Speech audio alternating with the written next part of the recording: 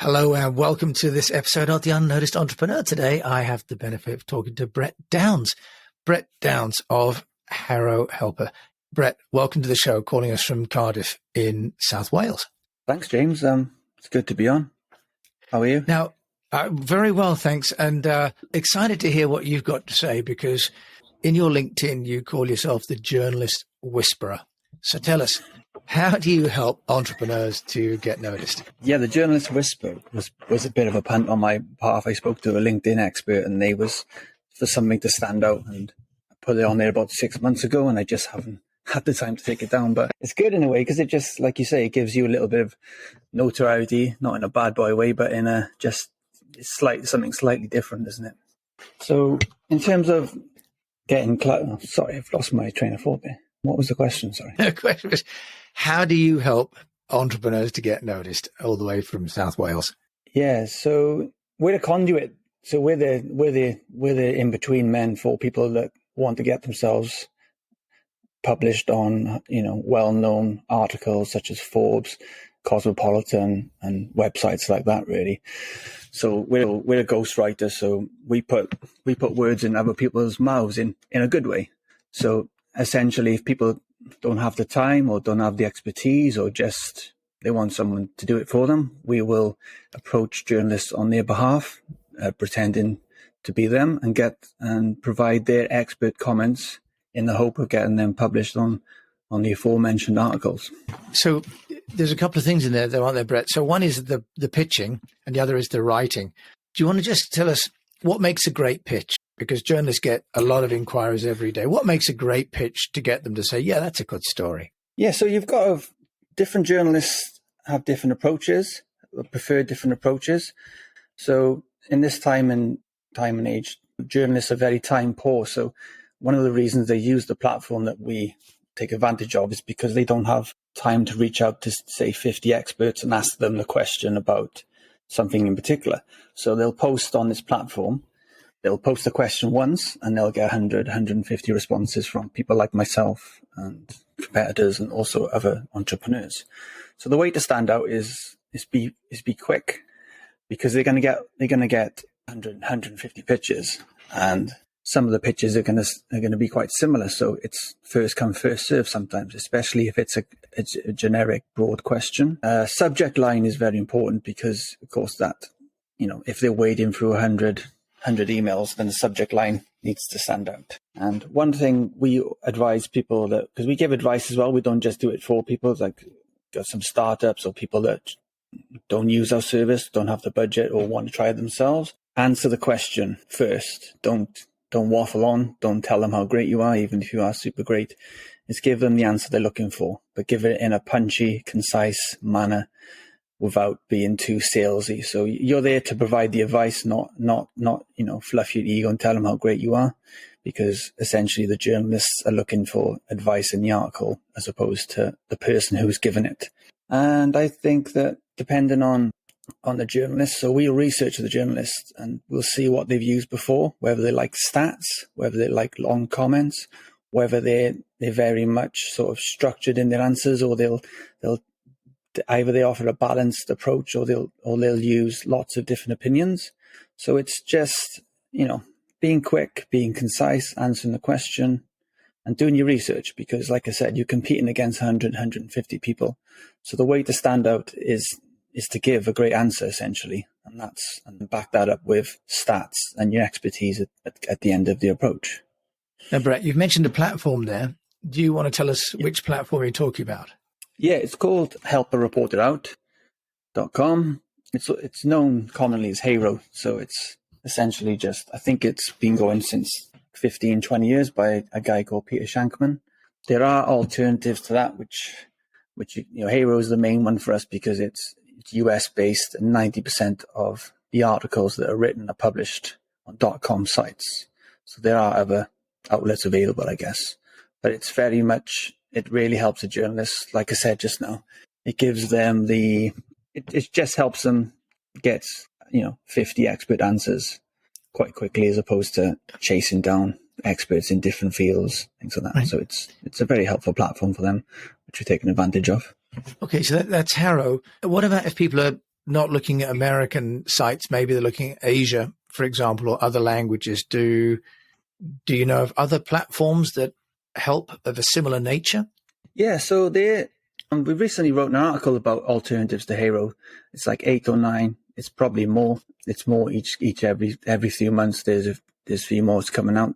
So, for example, in Australia, there's a company called SourceBottle, and that's primarily published on Australian sites. There are other ones called Press Plugs. There's Just Reach Out is another one. So they're slightly different versions of it. They don't all follow the same model, but you can mention something in the show notes in terms of something the guys can look at, people can look at to see the alternatives to what we use. We actually trial them out on a month-to-month basis just to check how well they work for certain clients. Like we have 2 or 3 clients based in Asia, which they're happy to have links on American websites, but it benefit them greatly to have links, a little bit more regional or national to them as opposed to all the way over in the United States. Now, Brett, you've also got a service that sounds interesting, which is helping people to shortlist the Haro requests, because I get those Haro requests 3 times a day, and there's too many. So how do you help people to filter those and organize their outreach? Yeah, so it's a software service we're developing. So we have 2 types of clients, really. We have the ones who don't have the time, or they have the budget, or they don't have the expertise and use us to ghostwrite for them. But then essentially it's the other end of the market, whether it's startups, whether it's local businesses, whether it's people that want to try the service themselves. Some people don't want a helping hand. They'd like to, muck in and do the dirty work themselves. So this essentially, the newsletters you mentioned, essentially deciphers them into a spreadsheet. Simple enough spreadsheet. It doesn't win any design awards, but it serves its purpose. So if you were looking for a website of a certain authority, of a certain age, or has a certain amount of traffic to the site, or whether it links to your website or links to your social, you have options and filters. For example, when you're searching for a hotel, you'll search location, the price, you'll search local amenities. So it's similar to that sort of setup where you can cherry pick the websites you're going for, because we'll write 3,000, 4,000 pictures a month for clients, but you're not going to have that time to do it yourself. So you might write 1 or 2 a day. So essentially it's being able to cherry pick the ones which would best serve your business, and also the ones which would be more helpful.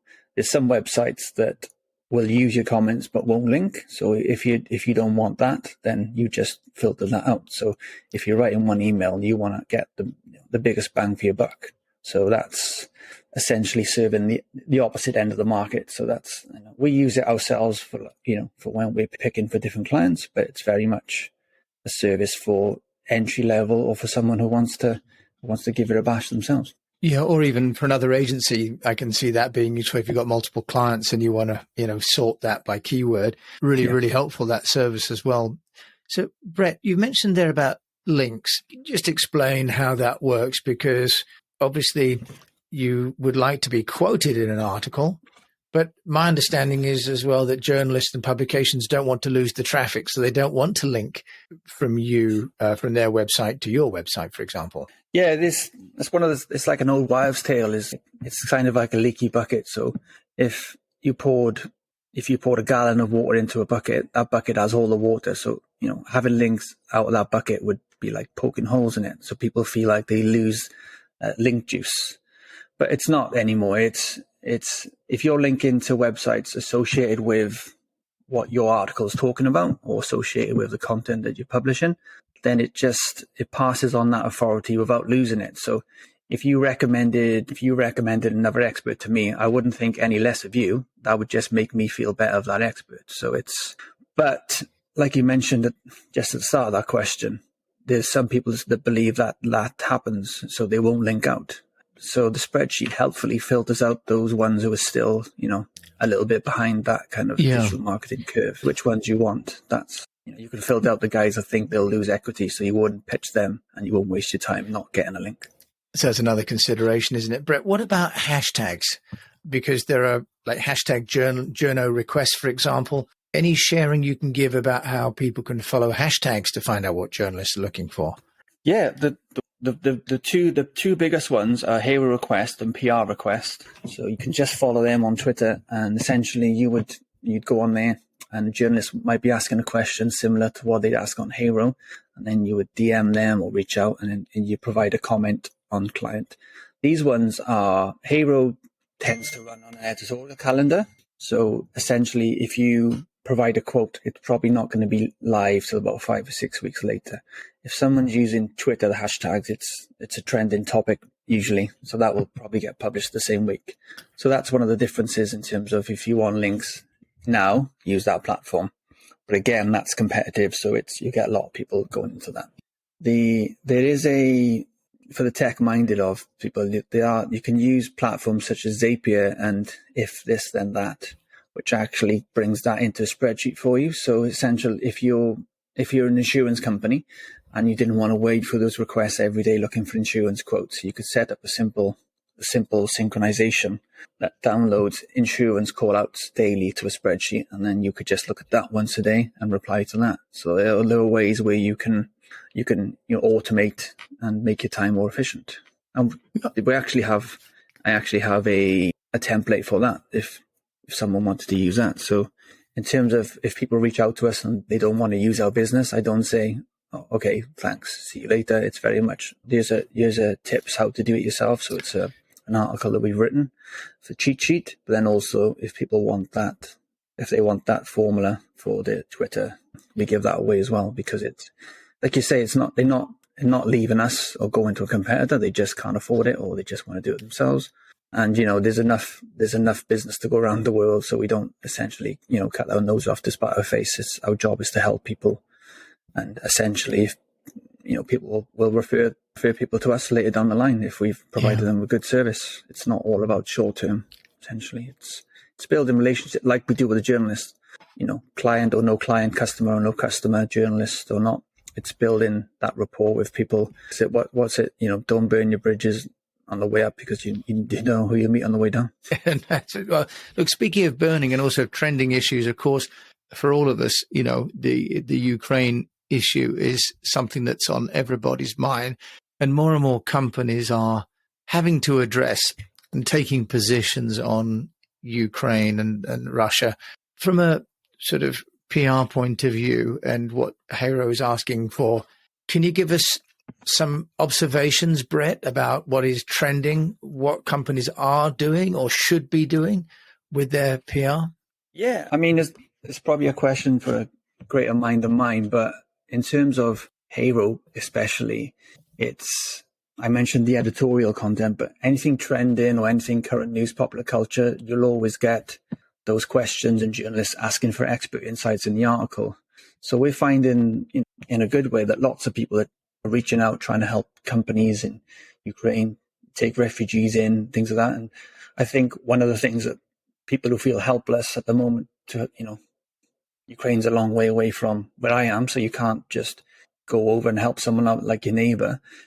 I think money is one of the driving things, because money does help the world go around, whether it's helping housing people, whether it's providing aid relief, or even bulking up their army so they can defend themselves. There's lots of companies that are taking donations, or there's a company called Ahrefs. There's a gentleman called Tim Sulu who's like the chief marketing officer. But essentially, he's the voice of that company anyway. So in XS is Michael Hutchins, for example. Everyone knows Michael Hutchins, and he's a drummer. He's not even the lead singer, but he's very much the front of that company, and he's Ukrainian. And so one of the things he's done is that you pay to use their platform, which checks back links for your company. But anything you pay to that company, so the service, they'll double it and send that money as aid relief to Ukraine. So people are using the service anyway. Some people are not donating extra money, but maybe they're doubling their subscription, or they I'll pay for. I pay on a monthly basis, but I'm going to pay for a year because they give you double the subscription. People pay that money anyway, so it's going to a good cause, obviously, and it's obviously is somewhere close to his, that's his homeland, and I think his parents or whatnot maybe still reside there. So Brett, are you suggesting to clients that they take a position right now in Ukraine? Are you finding clients asking you to write position pieces? No, sorry. We tend to stay away from political questions unless the client explicitly asks us to do it for them, because part of our onboarding is getting to know the client, the company, so that we can write in a tone of voice which you shouldn't be able to tell the difference if they answer the question or if I answer the question. We would just send it in a punchy, more concise manner. If they do want to get involved, then we let them, and everyone has an opinion on the war, and it tends to be all in the same direction. It doesn't seem very partisan. So if people want to do that, they can.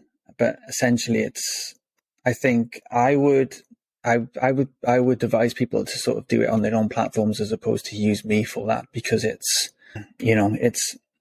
I think getting publicity for your company, getting backlinks for your company is obviously good in terms of business, but then it could be tainted with someone's taking advantage of the situation to get themselves known.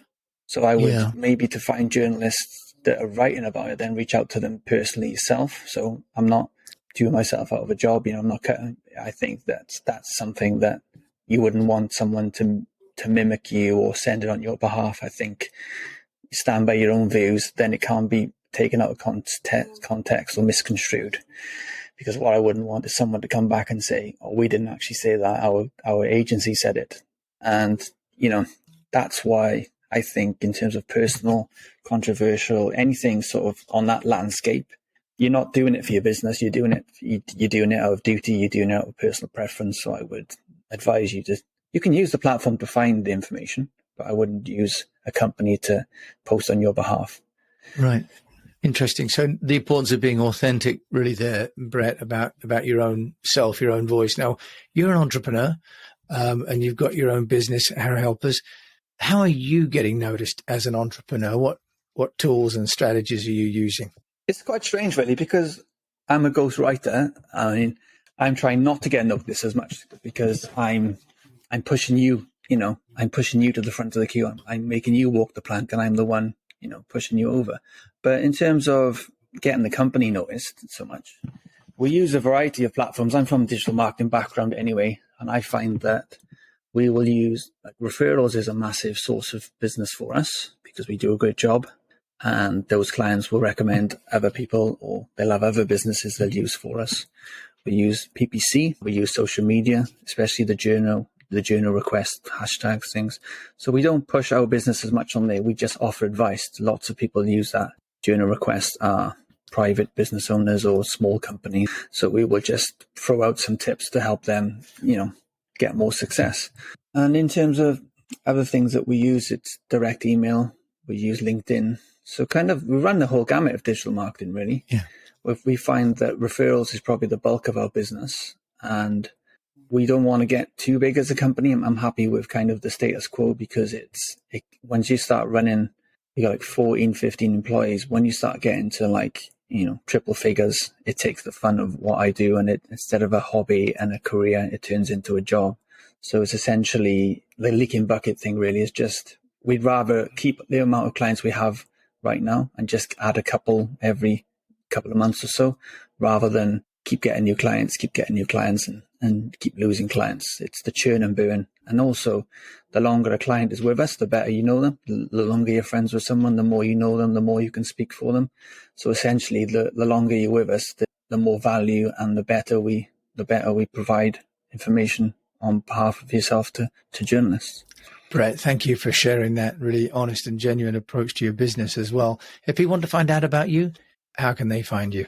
Yeah, so we're called herohelpers.com, so it's pretty much exactly what it says on the tin. We help you with heroes, whether we do them for you or we help you get more success in pitching yourself. Same on Instagram and Twitter, so the hashtag is @herohelpers.